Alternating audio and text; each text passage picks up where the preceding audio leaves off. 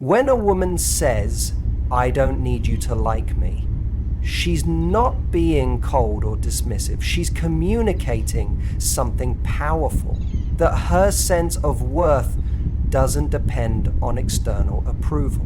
Most people walk into romantic situations with one subconscious goal: to be liked.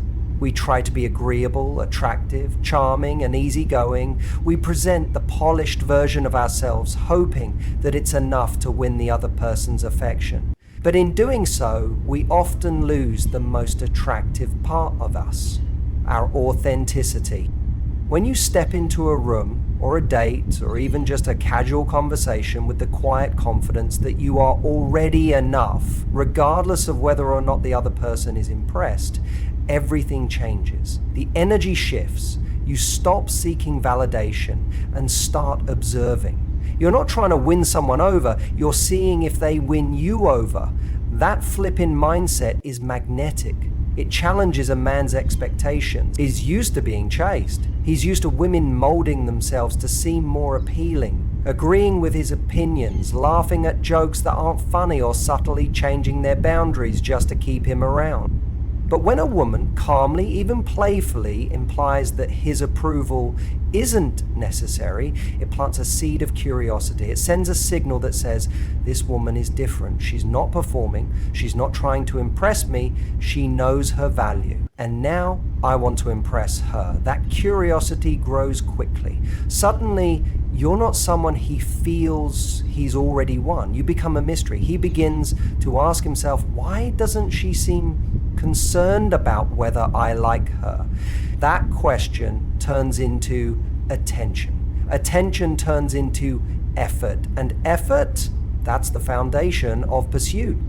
This doesn't mean being standoffish or arrogant. The magic is in the delivery.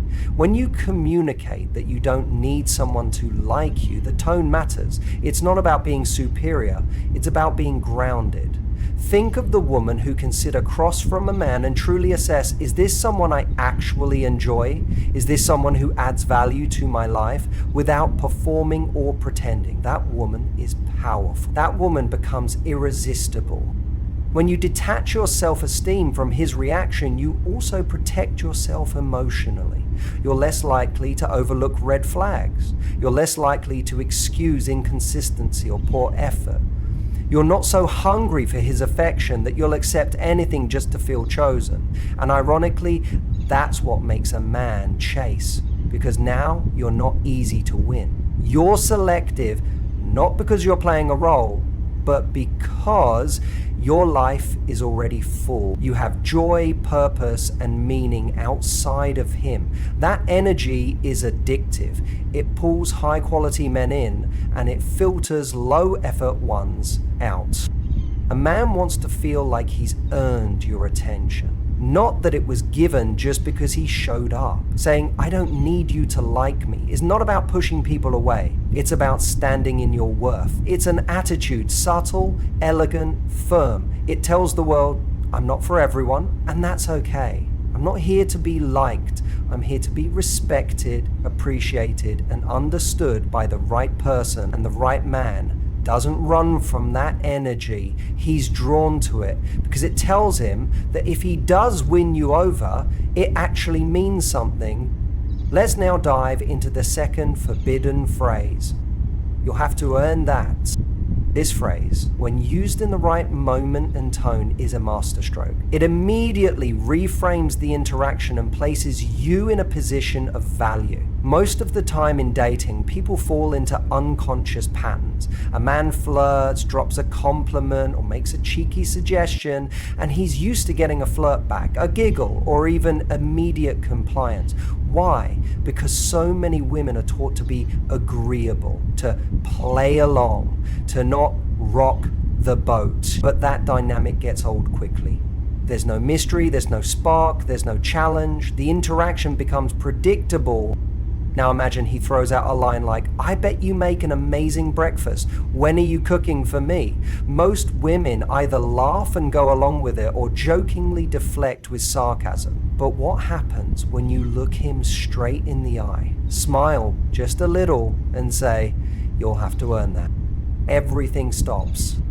It's not rejection. It's not rude. It's playful. But underneath that playfulness is a very clear message. Access to me is a privilege, not a guarantee. That flips the entire script. He now realizes he doesn't get rewarded just for showing up. He has to offer something of value. He has to put in effort. And not because you're trying to test him or manipulate him, but because you value yourself enough to expect more than just charm. This phrase is powerful because it touches something deeper inside a man, the need to work for something meaningful. Men are wired to value what they earn. It's basic psychology. If something is handed to us too easily, we might enjoy it for a moment, but we don't value it long term. But if we have to work for something, if we have to prove ourselves, if we know there's a standard we need to rise to, suddenly it matters more. That effort creates emotional investment. Saying you'll have to earn that doesn't mean you're hard to love or that you're placing yourself on a pedestal. It means you understand that intimacy, attention, and emotional access are things that should be mutual. They shouldn't be handed out in the hope that someone will like you more. They should be given when someone has shown the character, consistency, and effort that makes them deserving of it. There's another layer to this too. When you say this phrase, you're showing that you're not just impressed by surface level qualities. You're not chasing status, looks, or smooth words. You're not sold by one dinner or a few nice texts. You're watching, you're listening, you're evaluating, and a man who is ready for something real, that excites him. It means the connection isn't built on fantasy. It's built on something deeper, something earned. And here's the beauty of it. The right man won't be offended. He won't withdraw. He'll lean in. He'll rise. He'll want to know what earning it looks like, because he knows that if he does, what he gets is rare. What he gets is real. And that kind of chase, the kind based on value, mutual respect, and playful tension, doesn't just make sparks fly. It builds something worth keeping. Let's now dive into the final forbidden phrase. It's not enough for me. This one hits differently because it's not playful or flirty like the others. It's honest, direct, unapologetic, and when spoken calmly, without anger or drama, it becomes one of the most attractive things a woman can say. Why? Because it communicates something that most people are terrified to express out loud: standards. Most people, especially in the early stages of dating, are afraid to rock the boat. We accept crumbs, we justify inconsistency, we convince ourselves that at least he's trying, or maybe I'm being too much. But every time you accept less than what you really want, something inside you shrinks. You start negotiating with your own needs, telling yourself stories to make bad behavior seem normal. But the moment you say, "That's not enough for me," the game changes. You stop performing, you stop chasing, and you start leading. This phrase isn't about being high maintenance, it's about self-respect. It doesn't come from a place of entitlement, it comes from knowing what it feels like to give your best, and being done settling for less than that in return. Let's say he's texting inconsistently, showing interest but not following through, throwing you just enough attention to keep you around but never really showing up fully. That's the moment where most women either complain, withdraw, or silently hope he'll change. But when you calmly say, "This isn't enough for me," something powerful happens. You remove the pressure. You're not asking him to become someone else. You're not begging for more. You're simply stating what you need and what you're no longer willing to tolerate. That one sentence creates clarity. He no longer gets to live in the gray area. He can either step up or step out, and you're okay with either. That's power. It also signals emotional maturity. You're not punishing him. You're not throwing ultimatums. You're stating a boundary cleanly and confidently. You're saying, if this is what you're offering, fine, but I won't keep investing if my needs are constantly unmet. That kind of emotional honesty is rare, and the right man, he'll feel it, he'll respect it. He may not like it in the moment, but if he's serious about you, it'll trigger reflection. It'll make him realize you're not like everyone else, and that losing you is a real possibility if he doesn't bring more to the table. There's another effect this phrase has. It reminds you of your worth. Sometimes we need to say it out loud to ourselves just as much as we need to say it to the other person. It reaffirms that we don't have to beg for basic effort. We don't have to earn someone's time or attention. We don't have to accept less just to keep someone in our lives. And yes, you will scare off the wrong men. But that's not a loss. That's a blessing, because a man who backs away when you state your needs was never going to give you what you wanted anyway. The man who hears you, steps back, and then chooses to rise, that's the man who's ready. That's the man who values you, not just for how you make him feel, but for the standard you represent. So say it. Don't explain it. Don't soften it. Just say it. That's not enough for me. And let the real ones rise. You've now learned the power behind all three forbidden phrases. And if you're starting to see the pattern, good. Because here's the truth. None of these phrases are about manipulation. They're about reclaiming your power, about shifting the dynamic from hoping to be chosen to choosing.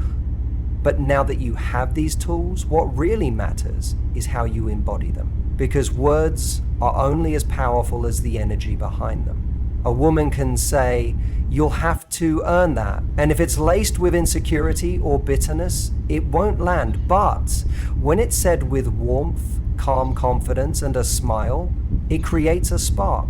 It makes a man lean in, not back away. So let's take it deeper. Each of these phrases has one thing in common. They show that you're not afraid of loss. That's what really makes a man chase. Not playing hard to get, not faking detachment, but genuinely being okay whether he chooses you or not. That kind of confidence is rare, and it's irresistible. When a woman is anchored in self-worth, everything about her changes. Her body language, her tone, even her silence. She doesn't chase energy, she mirrors it. She doesn't try to control outcomes. She focuses on expressing herself clearly and walking away when her needs aren't met, not with drama, but with grace. And this doesn't mean you're emotionless. It doesn't mean you never feel disappointed or hurt. It just means you don't let those feelings override your standards. You don't abandon your value for the hope of temporary affection. You understand that your time, your presence, your love, those are privileges. They're earned through consistency, not charm, through action, not words. Now, when you combine that mindset with the right language, like these three forbidden phrases, something powerful happens. You trigger a man's desire not just to pursue you, but to rise for you. Not out of ego, out of respect. Because you're no longer playing in the shallow end of connection. You're setting the bar higher and inviting him to meet you there. So the next time you're texting, dating, or deep in a situationship that feels confusing, pause. Ask yourself, am I trying to be liked, or am I standing in my worth? Am I overgiving just to keep someone around, or am I brave enough to say, this isn't enough for me, and walk away if it stays that way? That's where the real power lives. The women who shift dating in their favor are the ones who are kind and clear, playful and self-assured, loving and unwilling to betray themselves in the process. You don't have to play games. You don't have to pretend to be hard to get. You just have to remember who you are and act like it. Because when you use these phrases from a place of self-worth, not only will a man chase you, he'll respect you. And more importantly, you'll respect yourself.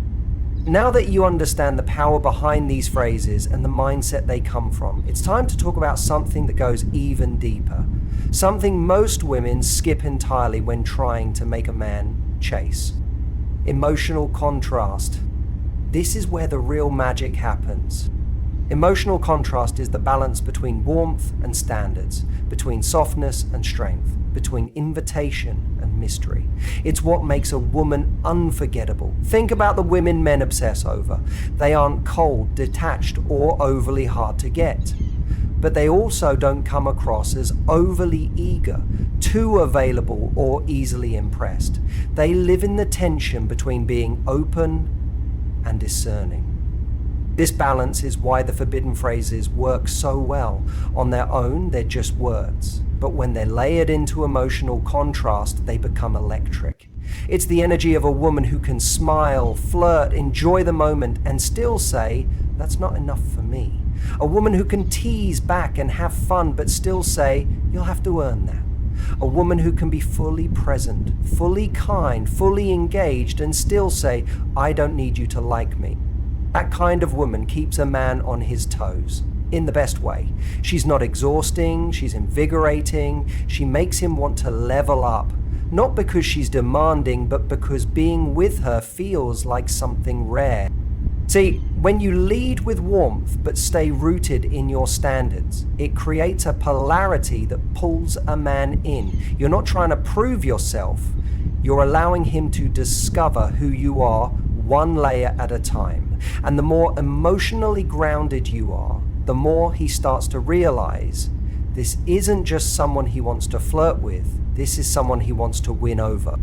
But here's the trap you need to avoid: overcorrecting. Some women, after learning these phrases or adopting a more confident mindset, go too far in the other direction. They become guarded, sarcastic, unreachable. They lose the softness, the play, the joy, and suddenly they're not magnetic anymore. They're distant. Don't confuse boundaries with walls. You don't have to be tough to be respected. You don't have to be cold to be chased. In fact, your warmth is part of what draws a man in, but only when it's paired with discernment. When a woman can be emotionally available and still express what she expects, that's when a man sees her as someone he doesn't just want, but someone he's lucky to have. So ask yourself, can I stay soft and open while still being clear about what I need? Can I let someone in without giving away my power? Can I express my standards without apology? And that's the next level. Because these phrases, they're just the spark. The real fire comes from who you become when you live them. When you stop needing to be chosen and start choosing. When you stop settling for effort that feels almost enough and wait for the man who goes all in. When you stop worrying about whether he likes you and focus on how you feel when you're around him, that's when the chase begins. And this time it's on your terms. Now that you've stepped into this powerful energy, the balance of emotional contrast, the unshakable standards, and the calm confidence behind your words, there's one final layer that brings it all together: consistency. This is where most people fall apart.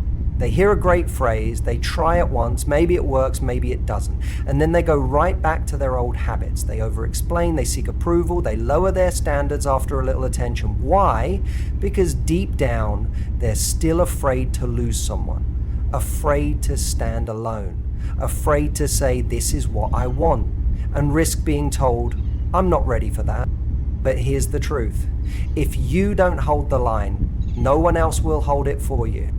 You can't just say these phrases once and expect a man to chase you forever. They only work when they're backed by consistent energy, day after day, conversation after conversation. Not as a performance, as your baseline, as your default, as the standard you walk in with, not just pull out when things start to slip. This means when a man starts strong and then fades, you don't go chasing. It means when he texts at midnight after a week of silence, you don't reward that with access. It means when he says, "Let's see where this goes," but never shows up with clarity, you have the courage to say, "That's not enough for me," and mean it. Men take cues from your consistency. If you waver, They assume your standards aren't real, just lines you draw when you're upset. But when you hold those standards, even in moments of loneliness or temptation, that's when respect is built. That's when the chase deepens. Because now you're not just different, you're steady. And in a world full of emotional chaos, steadiness is magnetic. Now let's be real, you're going to get tested. There will be moments when someone pushes back, when they call you difficult or too much, or say you have walls up. That's okay. Let them. People who benefit from your self-abandonment will always be uncomfortable when you stop abandoning yourself. Let that discomfort filter the room. Because what you want isn't a man who tolerates your standards. You want a man who respects them, who sees your boundaries as a sign of depth, not drama. A man who sees your consistency as an invitation to rise, not a challenge to beat. This doesn't mean every connection turns into a relationship. Some men will walk away, and that's the point. That's the gift. Every time you show up with calm, kind, unwavering consistency, you're saying to the universe, I'm ready for something real, and I'm willing to lose what isn't. And when you live that truth long enough, guess what happens? You stop chasing, you stop shrinking, you stop waiting for someone to see your value because you're too busy living it. And from that space, you don't have to force a man to chase you. He wants to. Because being with you isn't about winning a game. It's about rising into a rare connection with a woman who doesn't just say powerful things, she embodies them every single day.